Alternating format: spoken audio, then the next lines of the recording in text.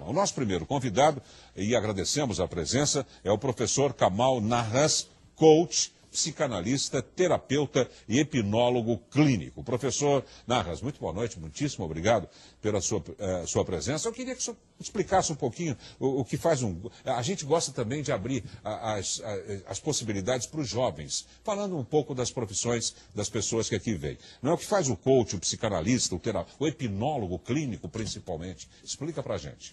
Boa noite. Boa noite. Darcio, boa noite aos telespectadores. É um prazer estar aqui nessa Todo casa. nosso. É uma honra, inclusive. Nossa. Né? E o coach tem como missão assessorar e aumentar a potencialidade das pessoas, que isso já são inatas às pessoas. Mas de vez em quando eles precisam de uma orientação, de uma dica e até se conhecer um pouco mais, né? Então a gente utiliza algumas técnicas como PNL, técnicas de autoconhecimento e, enfim. No caso de regressão, vocês tiveram um programa ontem, que foi um programa sensacional, onde se busca causas na vida pregressa da pessoa, né? explicações, causas, e a gente faz essa limpeza. Nós fazemos a limpeza das emoções, dos traumas, para que a pessoa ressignifique o passado e tenha uma vida nova a partir de hoje, que é uma atuação semiconsciente do cliente, e que é bom que seja semiconsciente, porque ele tem consciência de que ele vai fazer novamente, vai criar uma vida nova.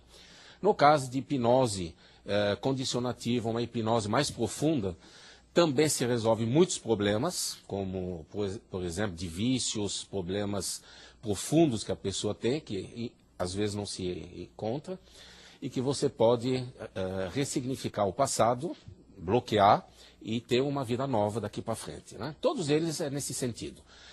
Mas eu quero dizer que todas essas técnicas, a base de tudo é autoconhecimento.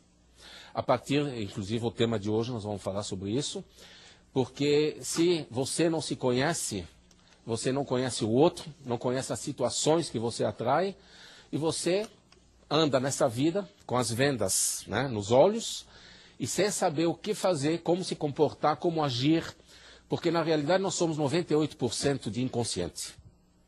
Nós somos robô do inconsciente. Então no nosso inconsciente reside causas, problemas, emoções, traumas e etc., né?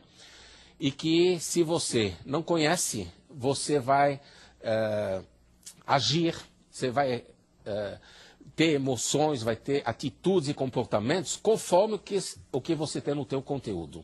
É como se fosse um iceberg, né? Escondido. E qual é a função nossa? É buscar todos esses problemas, um a um, limpar, eliminar, para que a pessoa possa, mesmo como de uma forma inconsciente ainda, ter novas atitudes, novos comportamentos e principalmente novos resultados de vida. Agora, professor Narras, a morte é uma coisa tão perto e tão distante ao mesmo tempo, né, que dependendo da concepção que a pessoa faz da vida e do pós-morte, é como ela vai reagir diante desse acontecimento, né? Então, Darcio, justamente aí que reside o grande dilema. Isso é uma falácia que você está falando, porque todo mundo acredita isso. Mas, na realidade, todo dia a gente morre e renasce novo no outro dia. Todo dia a gente morre um pouco e renasce. Então, a nossa morte, ela existe todo dia. Morte de situações passadas para renascimento de uma nova situação. Perdas de entes queridos, amigos, separações, divórcios, né? Um filho que está longe, distanciamento, isso é uma perda. E falta de resolver minha vida, falta de resolver, de realizar meus sonhos, falta de conseguir um novo emprego, por exemplo. Tudo isso entre morte, falta, né, faz parte do nosso cotidiano. Só que ninguém está acostumado a perder. Ninguém aceita perder, ninguém aceita que falte alguma coisa. Então, a aceitação é básica. E a aceitação é um desafio de todo mundo. Primeiro, aceitar a si mesmo. A maioria não se conhece, como é que pode se aceitar? ou acha que porque está magro, está gordo, está alto, está baixo, é bonito, é feio, tem um nariz mais comprido, mais curto. Então, na realidade, nem conhece a sua energia, a sua potencialidade, a sua missão. Então, ele não aceita a si. Então, ele não vai aceitar os resultados da sua vida. Ou se vier um resultado que ele idealizou, ou que a realidade dele criou um resultado muito legal, ele é o sonho da vida dele, e ele, por algum motivo, ele não consegue atingir. Então, se você não consegue atingir o teu resultado, não adianta você não aceitar. Você tem que fazer a tua transformação interna para você usar toda a tua potencialidade, tuas virtudes, teus dons, para você realizar tudo. Porque o ser humano tem que realizar tudo. Tem que ficar na luz, né? Ou seja, no equilíbrio, basicamente, que a gente chama do caminho do meio. Porque o caminho do meio nos dá não só equilíbrio, a paz, a prosperidade, a saúde e o entendimento de si. Porque se a gente tem o nosso entendimento, nós vamos ter o entendimento do outro. Perfeito. E vamos ter entendimento de uma coisa muito fabulosa. Por que a gente atrai situações para a nossa vida? Tudo isso é energia. A minha energia, do meu pensamento, da minha voz, das minhas emoções, vão atrair situações que eu não vou aceitar. Aliás, nós já fizemos o tema, a lei da atração, que fez um sucesso danado. Basicamente É mais ou menos por aí. Quanto ao equilíbrio, só está certíssimo. O próprio Albert Einstein já disse, não é? Viver é como andar de bicicleta. Nós temos que fazer força para manter o equilíbrio. É isso. Nós vamos conversar muito com o professor Kamal Nahas, só que a questão, por exemplo, dessas outras mortes citadas pelo professor, nós temos o renascimento, a gente vê que a gente renasce, né? A gente dorme, acorda, a gente perde um emprego, ganha outro, ou procura outro.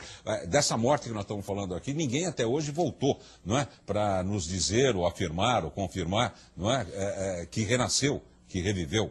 Não é verdade? Tanto é que existem muitas teorias religiosas, umas que aceitam, outras que não aceitam. Enfim, essa complexidade de conhecimento do ser humano, que por mais complexo que seja desse tamanhozinho, conforme disse o professor, é isso que talvez nos mantenha um pouquinho assustados até, não é? Quando se fala em morte. Aí a gente começaria dizendo o seguinte, morte é morte, não é? Mas morte não é... Toda morte é igual, não é toda morte igual. Não é? Eu acho que existem mortes diferenciadas. Não é? Morrer com X idade é uma coisa, morrer com X menos 4 é outra. Não é verdade? Ninguém está querendo morrer, ninguém acha que chegou a hora de morrer. Mas é diferente, por exemplo, que no meu caso, eu perdi minha mãe muito nova, é diferente você perder muito novo, a minha mãe que era nova, ela era nova e eu mais novo ainda. Não é? É diferente de você perder uma mãe depois que você está casado, com um filho, e morre a mãe. Vai sentir, claro, óbvio, mas é diferente de perder. É diferente um adulto falecer, não é? Um avôzinho, um biso, do que o netinho. Não é? Então existe um termômetro, digamos assim, de aceitação ou não. Uma morte mais prematura, uma morte violenta, que a gente vê nas estradas, famílias inteiras que nos deixam. Isso aí estaria ligado ao quê? O que a ciência explica disso? Ao nada, à própria vida, à natureza? Ou existem elos diferenciados que poderiam nos explicar?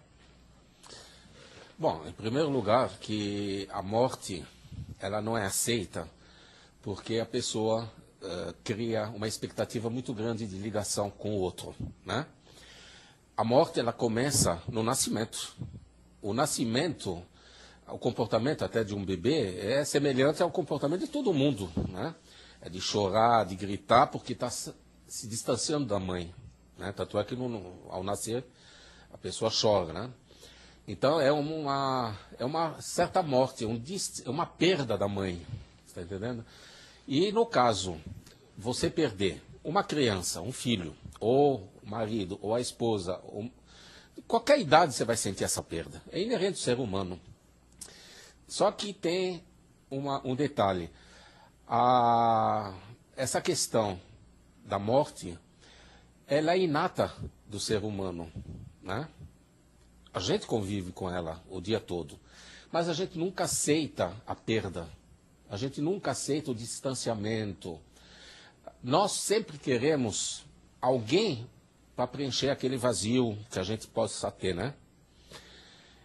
A ligação dessa pessoa com o seu ente querido que faleceu é uma ligação de apego, inclusive. Lógico, né? É o pai, a mãe, o irmão, o filho. E cada reação vai ser diferente.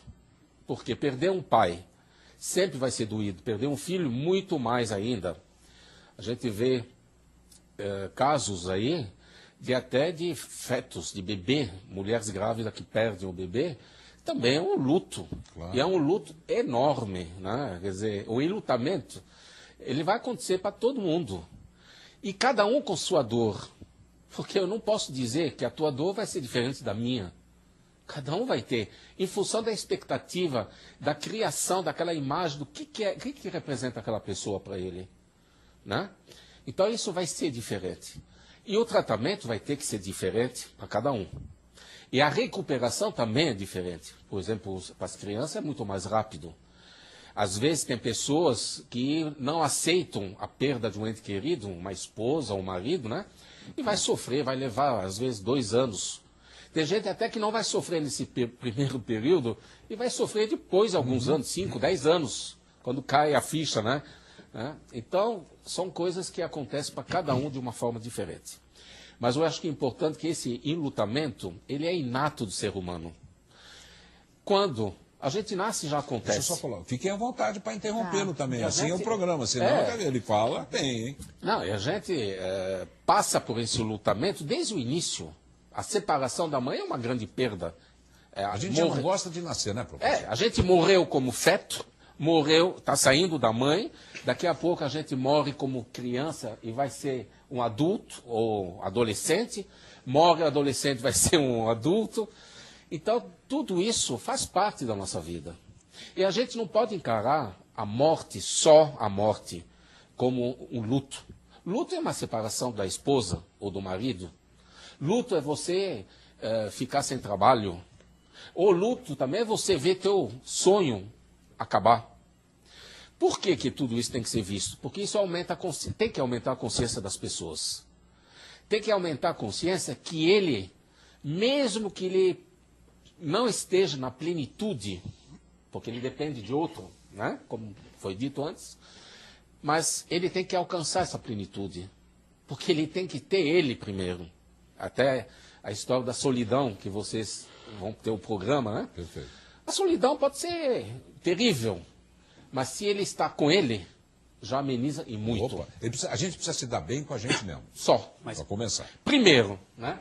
Renato pediu a palavra. Renato. É interessante ressaltar essa dependência. É assim mesmo que é o programa, viu, Renato? Viu, Isabel? É interessante ressaltar essa dependência do outro, né? Nós já nascemos e a primeira coisa que acontece é o corte do cordão umbilical. Quer dizer, aquela dependência total que a gente tinha da mãe passa a ser uma dependência já separada. A gente vem com uma carência tão grande ao separar do ventre materno, da qual a gente não recupera nunca mais, viu? Não recupera nem essa e nem a próxima Nem perda, nenhuma, né? nem a próxima. Tem uma próxima perda que é clássica do enfoque psicanalítico, que é a perda do seio materno. Nós somos amamentados. E essa primeira perda, esse primeiro rompimento, né, que é uma visão até kleiniana, né, da perda do seio materno, como a criança elaborou essa perda, essa separação do seio materno, é como ela vai levar o resto da vida dela e como vai refletir nas outras perdas. Isso eu acho muito importante. Qual a importância do que nós estamos falando aqui? Inclusive, a criança, se ele não tiver uma boa separação do seio materno, ele já considera uma morte. O medo da morte começa aí. Perdi o meu sustento, a minha vida, que é o seio materno. Porque é a leitura que ele vai fazer. É a leitura. Então, já é uma morte também. Então, senhores, acho que além de tudo, nós temos várias campanhas aqui, né? Uma delas é da amamentação. O programa que sustenta essas campanhas aqui, falando e deixando claro repetidas vezes, né? Então, além da qualidade do leite materno, que deve ser estendido essa amamentação o máximo possível, que nem eu sempre falo, nenhuma multinacional conseguiu fabricar o leite da mamãe. Além disso, quanto mais o bebê mamar, possivelmente mais ele vai entender, não é? Se for retardado esta amamentação, o porquê dessa separação. Seria mais ou menos isso?